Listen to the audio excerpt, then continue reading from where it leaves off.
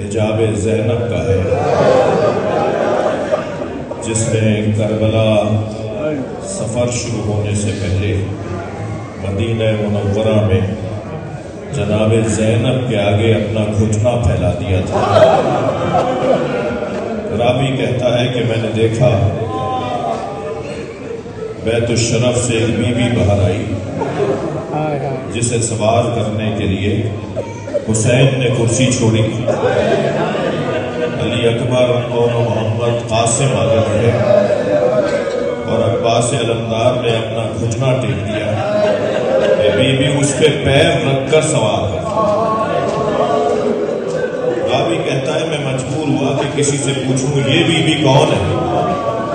تو میں نے پوچھا تو بتایا یہ علی کی بیٹی زینب ہے۔ بی بی کے پردے کا محافظ عباس جب 11 محرم کو اسی جگہ جلے ہوئے خیموں کے درمیان جناب زینب نے کھڑے ہو کر نہر کی طرف رخ کیا اور آواز دے کر کہا عباس آؤ اپنی بہن کو سوار کرو۔ صبح عاشور سے عصر عاشور تک امام نے لاشیں بہت اٹھائے، مگر رونے والوں چند لاشوں پر حسین کی آنکھوں سے آنسو رکتے نہیں تھے۔ ایک لاشا قاسم کا لاشا، ابھی کچھ دیر کے بعد آپ یہ نیاز، یہ تبرکات، یہ سفرہ بی بی ام المنین شاید اسی خیمے میں لے جائیں گے۔ تصور تو یہ ہوگا کہ جیسے کسی کی بری آ رہی ہو،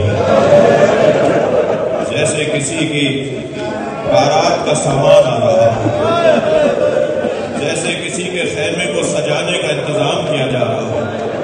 اگر کوئی یہ بھی تو بتائے کہ اس کے ہاتھوں میں مہندی نہیں خون رچا،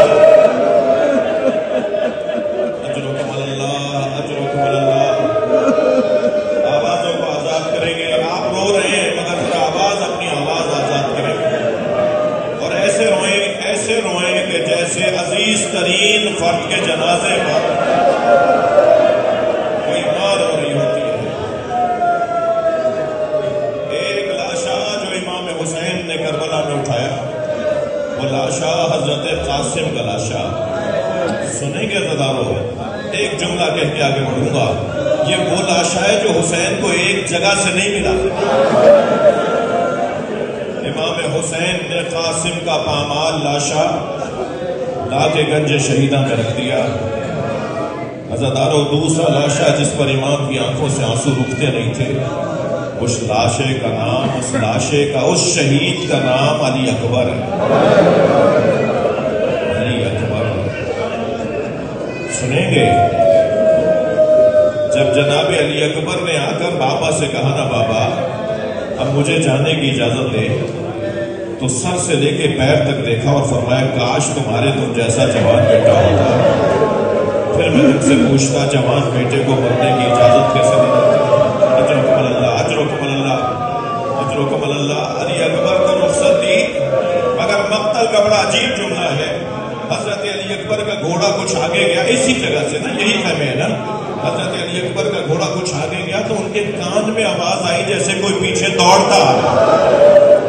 اب جو مڑ کر دیکھا حسین مولا آوازیں دیتے جا رہے ہیں، مہلن مہلا یا بنیا، آہستہ آہستہ میرے لال۔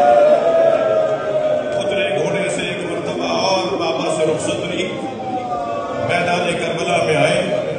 امام ایک ٹیلے پر، اس تصویر میں بھی ابھی بھائی نے بھی بتایا، اس ٹیلے پر، ایک ٹیلے پر کھڑے دیکھ رہے تھے کہ میرا علی اکبر لڑ کیسے رہا ہے، کہ اچانک ٹیلے سے اترے، جناب فضہ کو بلایا اور فرمایا فضہ فضہ، ماں کی دعا اولاد کے حق میں اور اثر رکھتی ہے، ام لیلہ سے کہو دعا کرے میں علی اکبر کو ایک اور دفعہ دیکھوں، میرا علی اکبر میرے قریب آ جائے۔ حضرت ام لیلہ کو پیغام ملا، بی بی اسی خیمے میں آئی، مسدے پر کھڑی ہو گئی، سر پہ قرآن رکھ لیا، مناجات پڑھنا شروع کی، اے یعقوب سے یوسف کو ملانے والے، ایک مرتبہ اور میرا یوسف مجھے دکھا دے،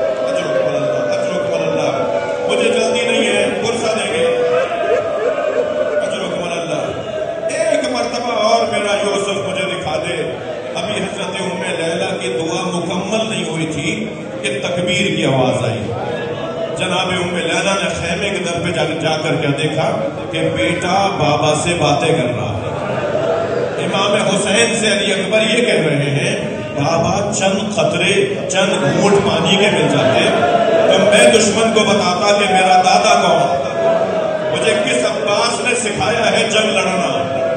اب بابا سے بیٹا پانی مانگ رہا ہے اور ماں ترے خیمہ سے کھڑی دیکھ رہی ہے. شاعر نے اسے 4 مصروں میں نظم کیا ہے. شاعر کہتا ہے شدت پیاس سے اکبر نے پلٹ کر دیکھا اور ماں نے خیمے کی تنابوں سے لپٹ کر دیکھا. کتنی مجبور تھی ساتھی کوثر کی بہو, خالی مشکیزہ کئی بار الٹ کر دیکھا. قطرے پانی کے مل جائیں, جاؤ علی اکبر تمہارے نانا تمہیں سیراب کریں گے. علی اکبر کا لاشا حسین کیسے لائے اس کا بیان بہت مشکل ہے. تیسرا لاشا جس پر امام بہت روئے ہیں وہ لاشا عباس کا لاشا. عباس کا لاشا. بس ایک جملہ کہوں گا حضرت عباس کے لیے, آپ کے ذہن کربلا میں ہے. جب حضرت عباس نے سلام آخر کے لیے آواز دی نا, گھوڑے سے گر گئے, بازو پھٹ گئے, آنکھ میں تیر لگ گیا, سر پہ گرز لگ گیا, پانی مشک سے بہہ گیا, تو حضرت عباس نے آواز دی مولا میرا سلام آخر. حسین مولا ذوالجناح پہ بیٹھ کے اس جانب روانہ ہوئے جہاں عباس گرے تھے. آدھے میدان سے ان خیموں میں آ گئے, آدھے میدان سے واپس خیموں میں آ گئے, پھر خیموں کے گرد چکر کاٹا, ایک گھوڑے کو دوڑایا اور پھر دوبارہ اس جانب روانہ ہوئے جہاں عباس گرے تھے. آدھے میدان سے پھر پلٹ کر آ گئے. عجیب جملہ لکھا ہے مقتل نگاروں نے کہ جب آدھے میدان تک پہنچتے تھے نا تو خیال آتا تھا اب زینب پر حملہ ہوگا, عباس مارا گیا, دشمن اب خیموں پہ حملہ کرے گا. تو پلٹ کر آتے تھے خیموں کے درمیان, اور جب یہاں آ جاتے تھے تو خیال آتا تھا میرا بھائی مجھے بلا رہا ہے.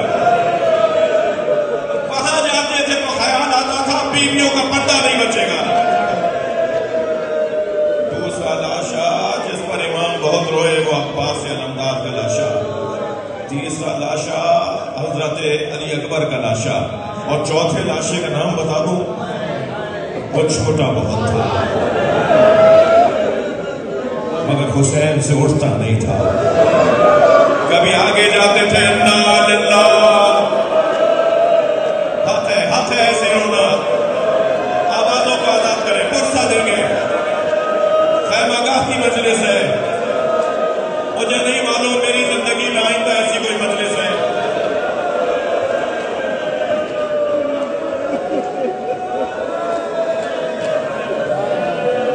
بچے کے گلے پہ تیر لگا, حسین مولا نے آقا کا دامن بچے کے لاشے پہ ڈالا ہوا.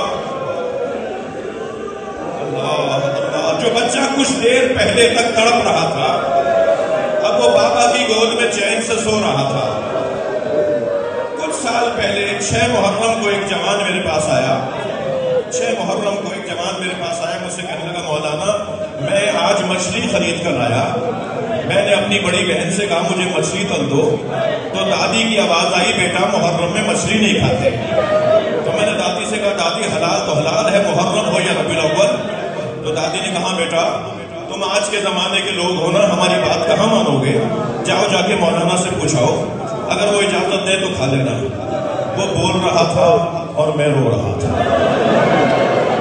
جب اس نے پوری بات کر لی تو میں نے کہا میں اتنا بڑا عالم نہیں ہوں, مجھے اس کا جواب نہیں آتا, تم دادی کی بات مان لو. میں نے کہا تم دادی کی بات مان لو, مجھے اس کا جواب نہیں آتا. کہنے لگا کیا مطلب ہے؟ میں نے کہا دادی صحیح کہہ رہی ہیں. حسین نے علی اصغر کے تڑپنے کو مچھلی کے تڑپنے سے داغے. اما ترونا کیسا یتلقا, دیکھ نہیں رہے میرا بچہ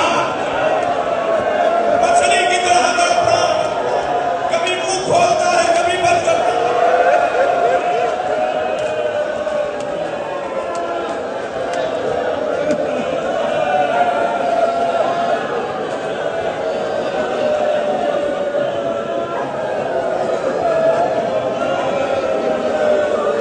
ننھا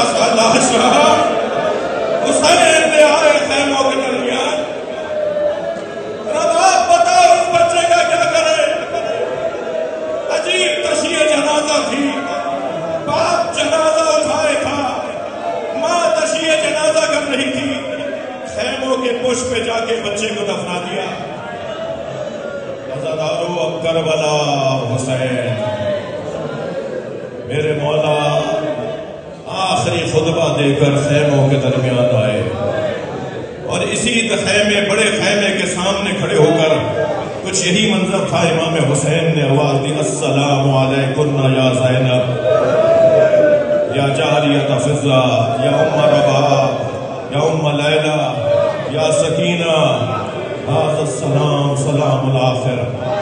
یہ حسین کا آخری سلام. جیسے امام حسین نے یہ جملہ کہا ان خیموں سے بیویاں نکل کر باہر آئیں. بڑے خیمے میں امام حسین کو لے لیا اور ہر بیوی امام حسین سے کچھ نہ کچھ کہتی تھی اور ایک مرتبہ امام حسین ہر ایک کو اس کے مطابق جواب دیتے تھے. روایت کہتی ہے کہ ایک بیوی تھی جو دامن نہیں چھوڑ رہی تھی. رونے والوں وہ کوئی چھوٹی بیوی ہوگی جو حسین کا دامن پکڑے کھڑی تھی. بابا ہماری غربت میں رہتا